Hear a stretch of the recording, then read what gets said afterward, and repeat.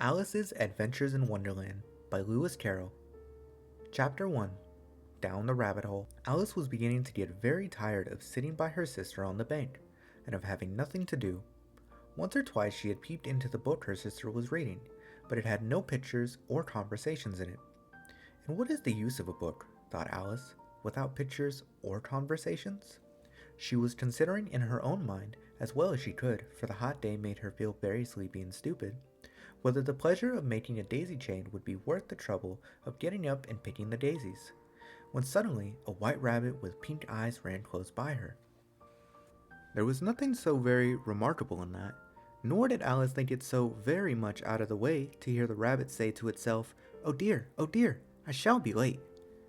When she thought it over afterwards, it occurred to her that she ought to have wondered at this, but at the time it seemed quite natural. But when the rabbit actually took a watch out of its waistcoat pocket and looked at it and then hurried on, Alice started to her feet, for it flashed across her mind that she had never before seen a rabbit with either a waistcoat pocket or a watch to take out of it, and burning with curiosity, she ran across the field after it, and fortunately was just in time to see it pop down a large rabbit hole under the hedge.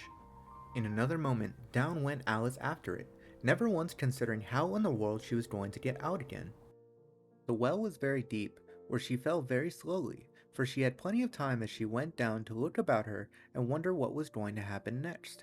She tried to look down and make out what she was coming to, but it was too dark to see anything, and then she looked at the sides of the well, and noticed that they were filled with cupboards and bookshelves. Here and there she saw maps and pictures hung upon pegs. She took down a jar from one of the shelves as she passed. It was labeled orange marmalade, but to her great disappointment it was empty. She did not want to drop the jar for fear of killing somebody underneath, so she managed to put it into one of the cupboards as she fell past it. Well, thought Alice to herself, after such a fall as this, I shall think nothing of tumbling downstairs. How brave they'll all think of me at home. Why, I wouldn't say anything about it, even if I fell off the top of the house, which was very likely true. Down, down, down. Would the fall never come to an end? I wonder how many miles I've fallen by this time, she said aloud. I must be getting somewhere near the center of the earth. Let me see. That would be 4,000 miles down, I think.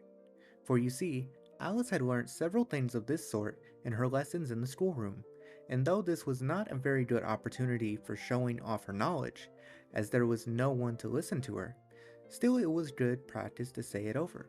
Yes, that's about the right distance, but then I wonder what latitude or longitude I've got to. Alice had no idea what latitude was, or longitude either, but thought they were nice grand words to say. Presently she began again. I wonder if I shall fall right through the earth.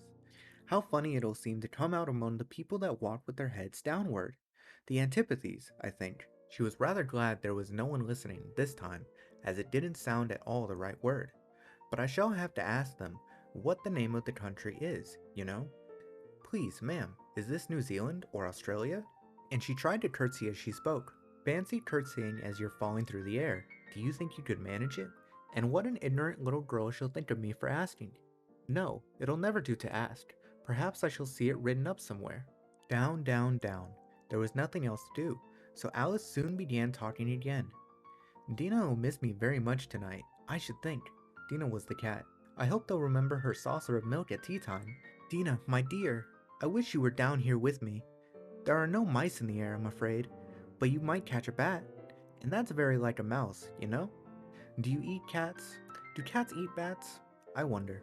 And here Alice began to get rather sleepy, and went on saying to herself in a dreamy sort of way, do cats eat bats? Do cats eat bats? And sometimes, do bats eat cats?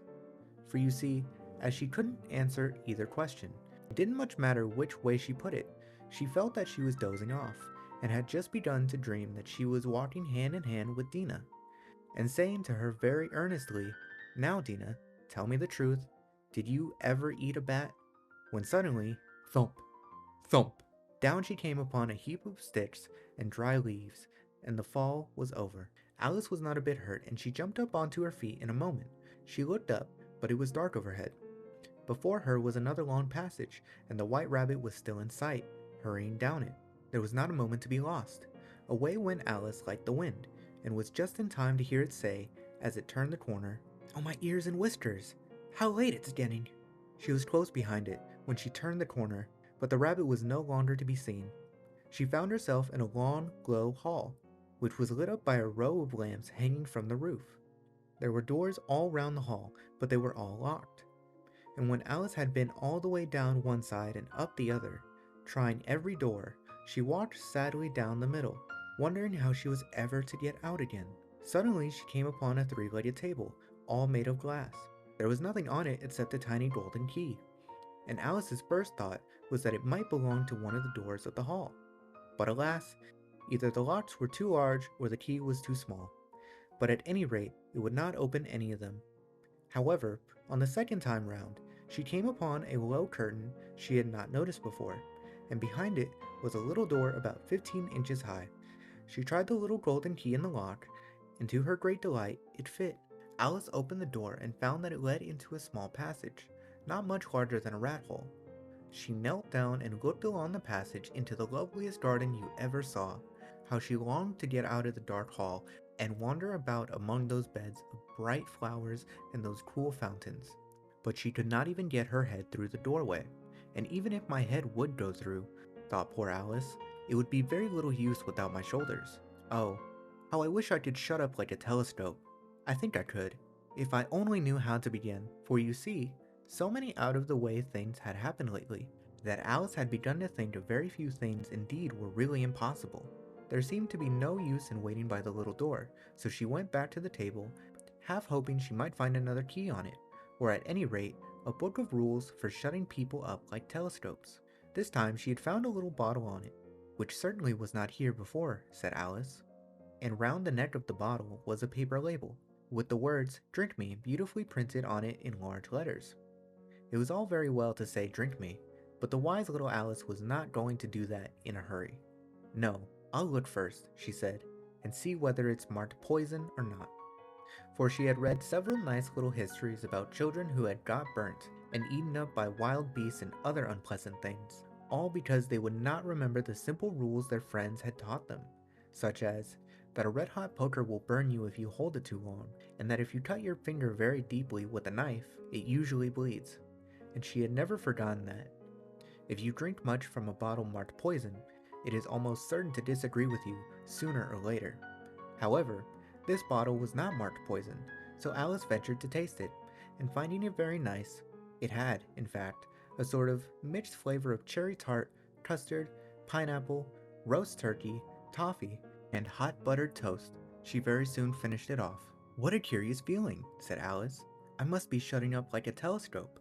And so it was indeed. She was now only 10 inches high, and her face brightened up at the thought that she was now the right size for going through the little door into that lovely garden. First, however, she waited a few minutes to see if she was going to shrink any further. She felt a little nervous about this, for it might end, you know, said Alice to herself, in my going out altogether, like a candle. I wonder what I should be like then. And she tried to fancy what the flame of a candle is like after the candle is blown out, for she could not remember ever having such a thing.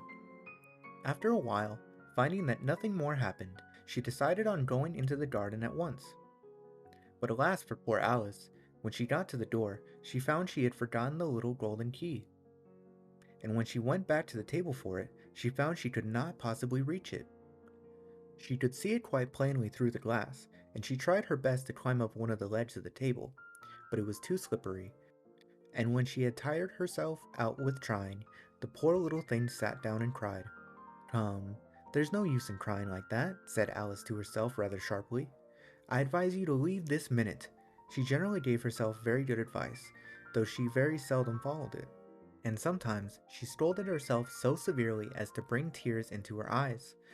And once she remembered trying to box her own ears for having cheated herself in a game of croquet she was playing against herself. For this curious child was very fond of pretending to be two people. But it's no use now, thought poor Alice, to pretend to be two people.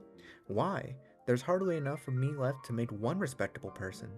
Soon her eye fell on a little glass box that was lying under the table. She opened it, and found in it a very small cake, on which the words, "Eat me," were beautifully marked in currants. "Well, I'll eat it," said Alice, "and if it makes me grow larger, I can reach the key." and if it makes me grow smaller, I can creep under the door. So either way, I'll get into the garden, and I don't care which happens." She ate a little bit and said anxiously to herself, "Which way? Which way?" Holding her hand on top of her head to feel which way it was growing, and she was found quite surprised to find that she remained the same size. To be sure, this generally happens when one eats cake, but Alice had got so much into the way of expecting nothing but out of the way things to happen that it seemed quite dull and stupid for her life to go on in a common way. So she set to work and very soon finished off the cake.